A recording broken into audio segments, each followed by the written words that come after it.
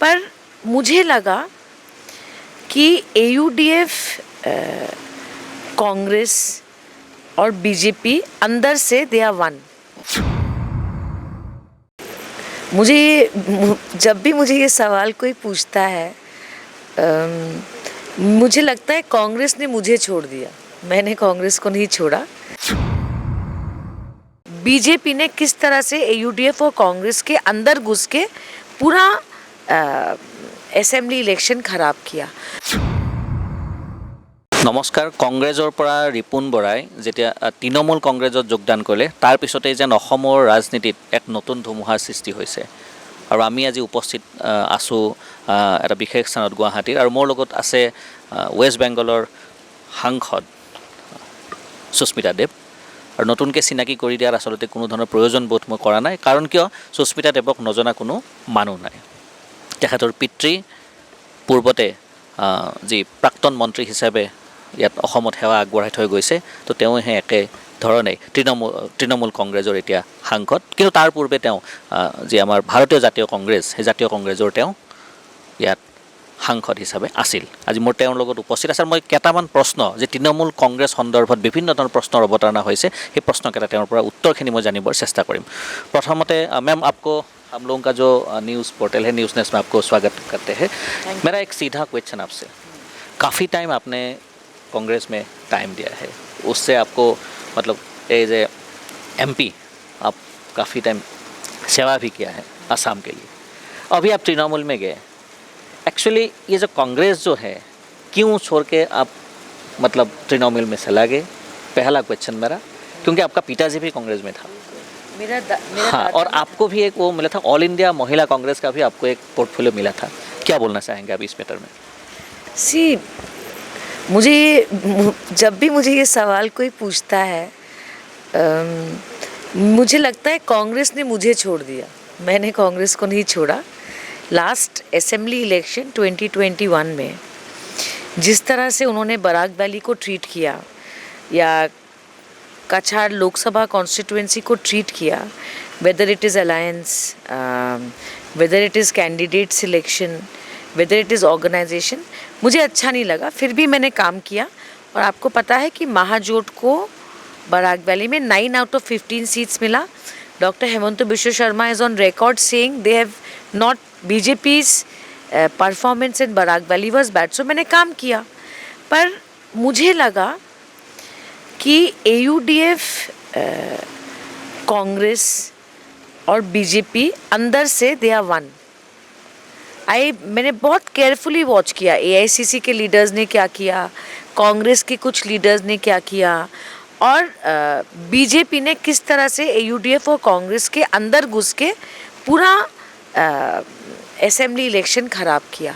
सो अगर कांग्रेस भी बीजेपी के साथ मिल जाएगा, AUDF भी कांग्रेस के साथ मिल जाएगा, बीजेपी के साथ मिल जाएगा, और AGP तो बीजेपी के साथ है ही। सो किस तरह से हम राजनीति करेंगे फिर असम में?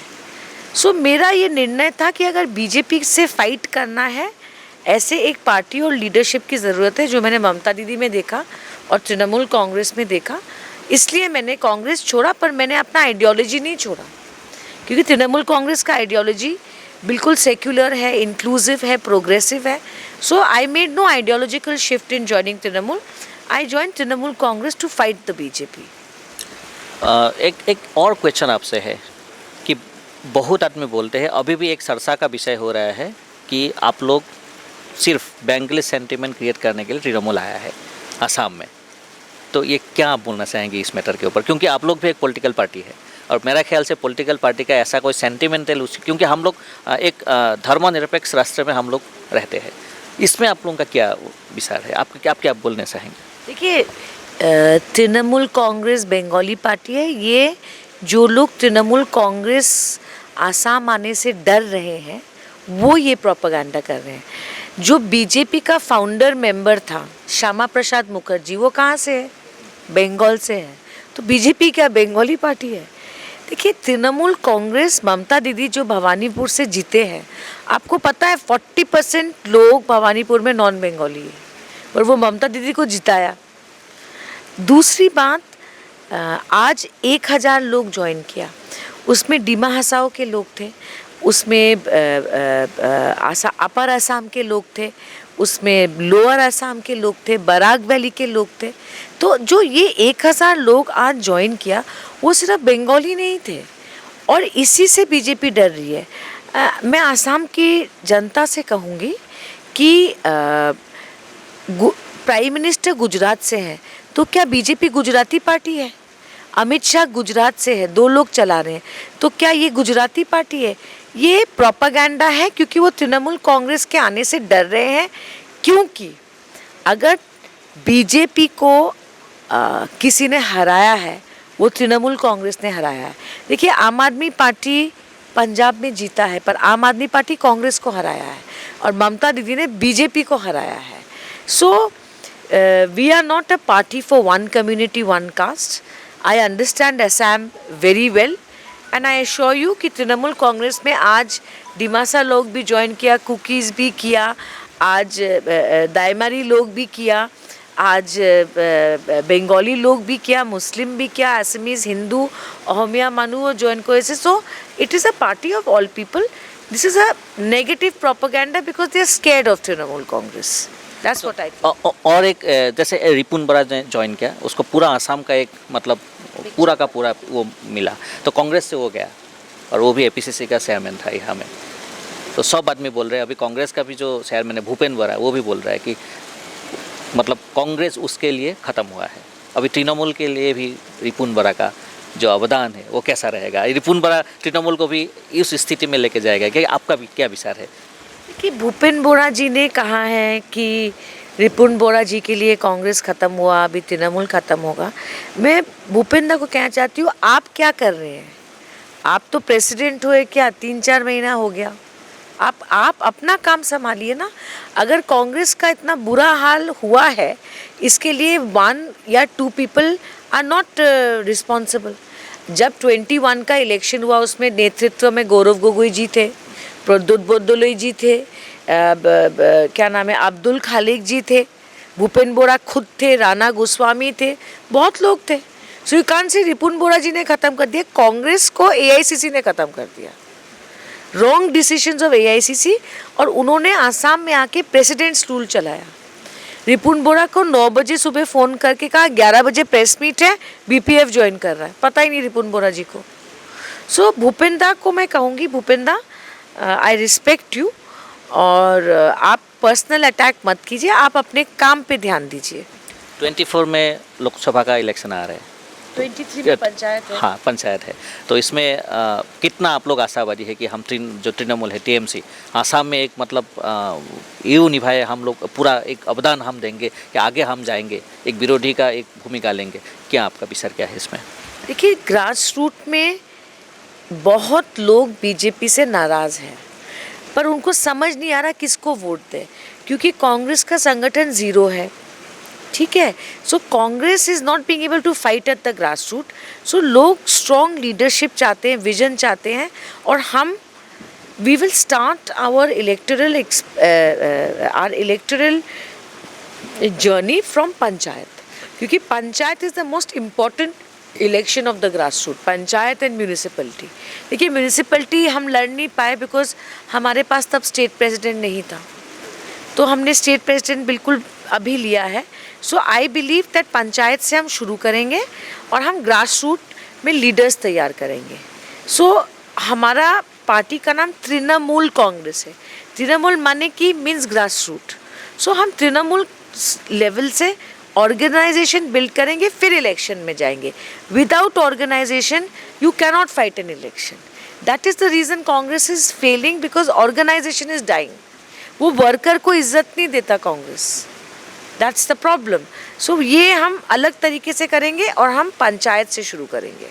और बहुत टाइम में हम लोग और एक चर्चा का विषय बनता है कि जैसे रिपुन बोरा को आप लोग एक मतलब पूरा आसाम का उसको दायित्व दिया है कि रिपुन बोरा को हम मतलब कोई आदमी बोलता है, या तो मैक्सिमम नंबर सब आपका कांग्रेस ही बोलता है कि Ripun Bora not fit for CM. Trinamool Congress भी अगर आने वाला दिन में आसाम में पूरा का पूरा मेजोरिटी ऑफ सीट्स वो लोग जीत लेगा, तो सीएम के लिए रिपुन बोरा क्या बोलेंगे आप? देखिए, we have just started in Trinamool. कौन सीएम बनेगा नहीं बनेगा, अभी तो ज्वाइनिंग शुरू हुआ है, बहुत लोगों से बातचीत हो रहा है। और देखिए सीएम कौन होगा कौन नहीं होगा ये कोई नहीं कह सकता, बिकॉज टाइम विल टेल, और वो आसाम के लोग डिसाइड करेंगे, यू सी। सो देखिए सीएम किस्मत की बात है। सोनोवाल जी पहले सिटिंग चीफ मिनिस्टर थे जिनको हटा के हेमंत बिश्व शर्मा हुआ। आपने सुना है किसी स्टेट में कि सिटिंग सीएम को हटाया है? हुआ ना बीजेपी में। So anything can happen, let us see. But हमको अभी सीएम का नहीं सोचना है, हमको अभी ग्रासरूट संगठन का सोचना है। এয়া আছিল সুস্মিতা দেৱ আৰু তেওঁ এটা গুৰুত্বপূৰ্ণ কথা ক'লে যে আমি তৃণমূল কংগ্ৰেছ যি আমাৰ দলটোৰ নাম, সেই দলেই যেন আমাৰ পৰিচয়। প্ৰথমতে তেওঁৰ এটাই আশা যে আমি পঞ্চায়ত লেভেলত তেওঁলোকে যি পঞ্চায়ত সমাগত যি নিৰ্বাচন, সেই নিৰ্বাচনত তেখেতসকলে প্ৰতিদ্বন্দ্বিতা আগবঢ়াব আৰু পঞ্চায়ত নিৰ্বাচনৰ পৰাই তেওঁলোকৰ যেন সমগ্ৰ ৰণকৌশল তৈয়াৰী হ'ব, তাকেই তেওঁৰ কথাত স্পষ্ট ৰূপত আচলতে প্ৰমাণিত হৈছে, প্ৰকাশ পাইছে। আৰু এটা কথা স্পষ্ট ৰূপত কৈছে যে এতিয়াই ৰিপুণ বৰাক বহুত সময়ত কৈছে যে বিভিন্ন ধৰণে চৰ্চাৰ বিষয়ে যে ৰিপুণ বৰা কোনোপধ্যে মুখ্যমন্ত্ৰী হ'ব নোৱাৰে বা তেওঁ যোগ্য নহয়, কিন্তু এই ক্ষেত্ৰত তেওঁ এটা খুব সুন্দৰকৈ এটা ব্যাখ্যা তেওঁ আগবঢ়ালে যে এতিয়াই আমি সেই কথা কোনো ধৰণে চিন্তা কৰা নাই, আমি মাত্ৰ চিন্তা কৰিছোঁ পঞ্চায়তত যদি তেওঁলোকে জয়ী হয় তেতিয়াহ'লে পঞ্চায়তেই হ'ব তেওঁলোকৰ কাৰণে যি নিৰ্বাচনী ৰণদংকা, অসমত তৃণমূলৰ খোপনি পতাৰ প্ৰধান সময়, আৰু সেই সময়খিনিলৈকে তেওঁলোকে অপেক্ষা কৰিছে। আৰু তেওঁলোকৰ আৰু এটা কথা উল্লেখ কৰি কৈছে যে যি গ্ৰাছৰুটৰ যি কৰ্মী, সেই কৰ্মীৰ সংখ্যা তেওঁলোকে বঢ়াব যাতে তেওঁলোকৰ তৃণমূল শব্দটো সদায় যাতে জিলিকি থাকে, তাকেই তেওঁ কৰিছে। এয়া আছিল সুস্মিতা দেৱৰ লগত আমাৰ বিশেষ সাক্ষাৎকাৰ। বহাগী উৎসৱ উদযাপন সমিতি মালৈবাৰীয়ে এইবেলি সগৌৰৱেৰে পালন কৰিব ৰূপালী জয়ন্তী বৰ্ষ।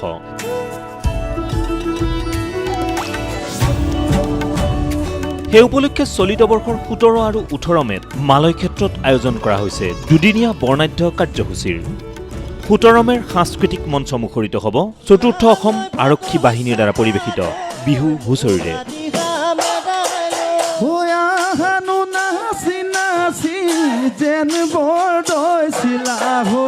লগতে থাকিব ৰঞ্জন বেজবৰুৱা আৰু দীপশিখা শৰ্মাৰ এমুঠি যুগজয়ী গীতৰ শৰাই। দেশৰে চন্দ্ৰমা কালেন্ধাৰে আভৰে ও মোরে চন্দ্রমা तेरी चांदनी अंग जलाए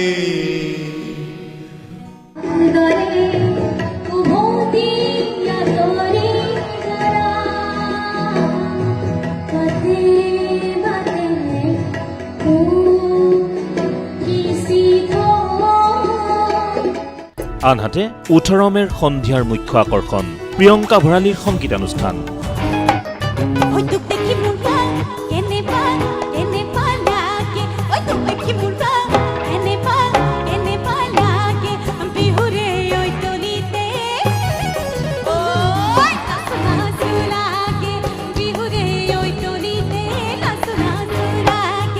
লগতে থাকিব কে আৰু মোহনৰ হাস্যব্যংগ অনুষ্ঠান। ওলাও হৰি মজা ভালে আছে, একো নাই, বেয়া নাপাবা, সোধাকে সুধিছোঁ আৰু এনেকৈ ছোৱালীয়ে হাত দাঙি নিদিবা, কমলা ভনীয়েকলে মনত পৰি যায়। আহক মালৈবাৰীৰ মালৈ ক্ষেত্ৰলৈ 17 আৰু 18 মেত আৰু উপভোগ কৰক এইবেলি ৰূপালী জয়ন্তী বৰ্ষৰ সাংস্কৃতিক অনুষ্ঠানৰ কাৰ্যসূচী। আপুনি গেষ্ট্ৰিক আলচাৰ, লিভাৰত চৰ্বি, পাইলছ, ভোক নলগা, পেটৰ বিষ, বুকুৰ জ্বলাপোৰা, টেঙা উগাৰ, পেটত বুট শব্দ কৰা, পেট ফুলা, বমিৰ ভাৱ আৰু কেতিয়াবা বমি আদি আপুনি এইবিলাক সমস্যাত ভুগি আছে নেকি? এতিয়াৰ পৰা আপুনি অসমৰ বাহিৰত গৈ হাজাৰ হাজাৰ টকা খৰচ কৰাৰ কোনো প্ৰয়োজন নাই। এতিয়া বৰপেটা চহৰলৈ MS সুলেমান মেডিশ্বপত আহি আছে ডক্টৰ মায়াংক আগৰৱাল, গেষ্ট্ৰ আৰু লিভাৰ ৰোগ বিশেষজ্ঞ। আগতীয়াকৈ নামভৰ্তি কৰিব পৰা ঠিকনা MS Suleman Medishop, BK road, Muslimpatti, Barpeta. যোগাযোগৰ নম্বৰ 7002064582 আৰু 9706532197।